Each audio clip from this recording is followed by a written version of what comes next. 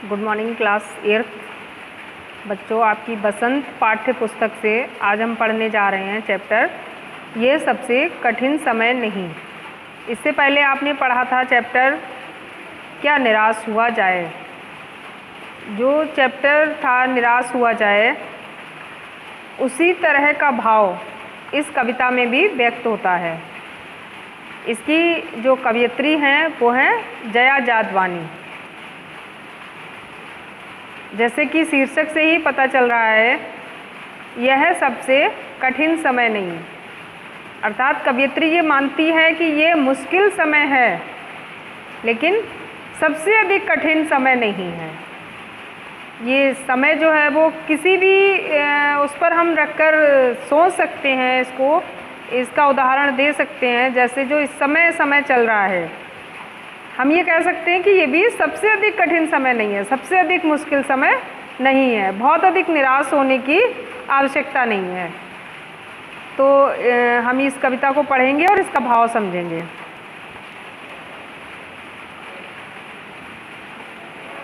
कवयित्री कहती है, नहीं, यह सबसे कठिन समय नहीं। अभी भी दबा है चिड़िया की चोंच में तिनका और वह उड़ने की तैयारी में है। अभी भी झरती हुई पत्ती थामने को बैठा है हाथ एक। अभी भी भीड़ है स्टेशन पर, अभी भी एक रेलगाड़ी जाती है गंतव्य तक, जहां कोई कर रहा होगा प्रतीक्षा। अभी भी कोई कहता है कोई किसी को, जल्दी आ जाओ कि अब सूरज डूबने का वक्त हो गया है। अभी कहा जाता है उस कथा का आखिरी हिस्सा जो बूढ़ी नानी सुना रही सदियों से दुनिया के तमाम बच्चों को। अभी आती है एक बस अंतरिक्ष के पार की दुनिया से, लाएगी बचे हुए लोगों की खबर। नहीं, ये सबसे कठिन समय नहीं। लेखिका है इसकी जया जादवानी। तो इस तरह से ये कविता हमने पढ़ी है, तो इसका भावार्थ हम अभी समझेंगे।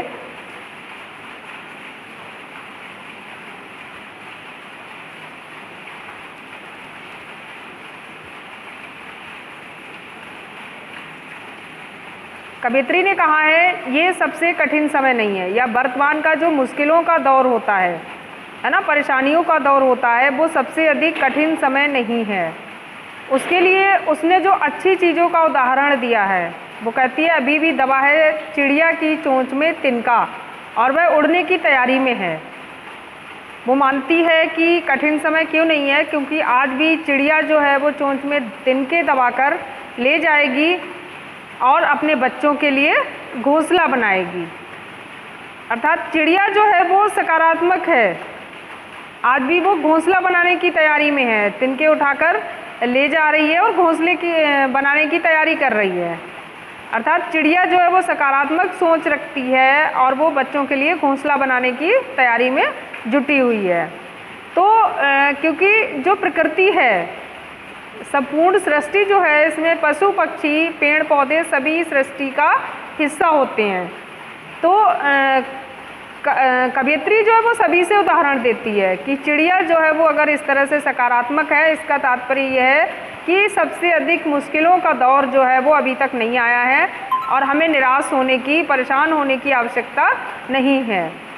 आगे वो कहती है अभी भी झरती हुई पत्ती थामने को बैठा है हाथ एक। झरती हुई अर्थात गिरती हुई, झरने का अर्थ है गिरना। थामने को बैठा है हाथ एक। इस लाइन का तात्पर्य क्या है कि अगर कोई व्यक्ति गिरता है, केवल पत्ती नहीं, पेड़ों से पत्ती नहीं, अगर कोई व्यक्ति गिरता है, किसी मुश्किल में फंसता है, तो उसे उठाने के लिए, उसे संभालने के लिए अनेकों हाथ आगे आ जाते हैं। उसकी सहायता करने के लिए अनेकों हाथ बढ़ते हैं। भले ही कुछ लोग नहीं बढ़ाते हैं, किसी में मदद की भावना नहीं होती है, लेकिन बहुतों में आज भी है। तो इस तरह से अगर कुछ लोग भी इस तरह की सोच रखते हैं, तो भी निराश होने की बात नहीं, निराशा की स्थिति नहीं है। अगर कोई एक व्यक्ति भी, कवयित्री कहना चाहती है कि अगर कोई एक व्यक्ति भी गिरे हुए व्यक्ति को उठाने के लिए अपना हाथ बढ़ाता है, इसका मतलब अभी भी बुरा समय नहीं है, अच्छा समय है, उम्मीद कायम है। कवयित्री के कहने का तात्पर्य है कि अभी भी हम उम्मीद कर सकते हैं, अच्छा होने की उम्मीद कर सकते हैं। आगे वह कहती है, अभी भी भीड़ है स्टेशन पर, अभी भी एक रेलगाड़ी जाती है गंतव्य तक। गंतव्य अर्थात मंजिल तक, लोगों की जो मंजिल है वहाँ तक रेलगाड़ी उनको लेकर जाती है। स्टेशन पर बहुत भीड़ है, लोग गाड़ियों में बैठकर एक जगह से दूसरे जगह पर अपने लोगों से, अपने सगे संबंधियों से मिलने के लिए जा रहे हैं।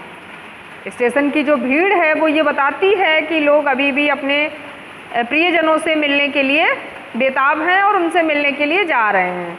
तो इसका तात्पर्य यह है कि कवयित्री क्या कहना चाहती है कि अगर लोग अपने प्रियजनों से मिलने के लिए जा रहे हैं, इसका मतलब ये है कि उनके हृदय में अभी भी दूसरों के लिए प्यार है, अपनापन है ना। तो संसार में अगर अपनापन और प्यार है तो निराशा की बात नहीं है, आशाजनक स्थिति है, ये परेशान होने की बात नहीं है। कितना भी बुरा समय चल रहा है, ये माना जाता है कि ज़माना बहुत ख़राब है, बात बात में हम ये कहते हैं ज़माना बहुत ख़राब है। तो कितना भी बुरा समय सही, कितना भी ख़राब ज़माना सही, लेकिन अगर लोगों के दिलों में प्यार और उम्मीद है ना, एक दूसरे के लिए अपनापन है, तो अभी भी सबसे अधिक कठिन समय नहीं है, सबसे अधिक बुरा समय अभी भी नहीं है। जहाँ कोई कर रहा होगा प्रतीक्षा अर्थात इंतज़ार, कोई किसी का इंतज़ार कर रहा होगा अपने प्रियजन के आने का। अभी भी कहता है कोई किसी को जल्दी आ जाओ कि अब सूरज डूबने का वक्त हो गया। कवयित्री कहती है कि आज भी हम अपने प्रियजनों की प्रतीक्षा करते हैं, अपनों का इंतज़ार करते हैं, और इंतज़ार करते समय हमारे मन में क्या ख्याल रहता है कि सूरज डूबने का वक्त हो गया, अर्थात रात हो रही है, जल्दी आ जाओ, घर जल्दी आ जाओ, है ना। अर्थात हम अपनों की प्रतीक्षा करते हैं, अपनों का इंतज़ार करते हैं कि वो सुबह के गए हुए हैं और शाम होने का वक्त हो गया है, जल्दी आ जाओ, है ना। तो ये भी एक सकारात्मक चीज़ है कि लोग एक दूसरे का इंतज़ार कर रहे हैं, प्रतीक्षा कर रहे हैं। तो कवयित्री जो है वो इन सारी सकारात्मक चीज़ों को हमें बता रही है कि कौन कौन सी चीज़ें हैं जो वो प्रमाण के रूप में ये कहती है कि सबसे अधिक कठिन समय नहीं है। मुश्किल समय हो सकता है, लेकिन वो क्या होगा, व्यतीत हो जाएगा, गुजर जाएगा। आगे वह कहती है, अभी कहा जाता है उस कथा का आखिरी हिस्सा जो बूढ़ी नानी सुना रही सदियों से दुनिया के तमाम बच्चों को। अभी आती है एक बस अंतरिक्ष के पार की दुनिया से, लाएगी अच्छे बचे हुए लोगों की खबर। नहीं, ये सबसे कठिन समय नहीं।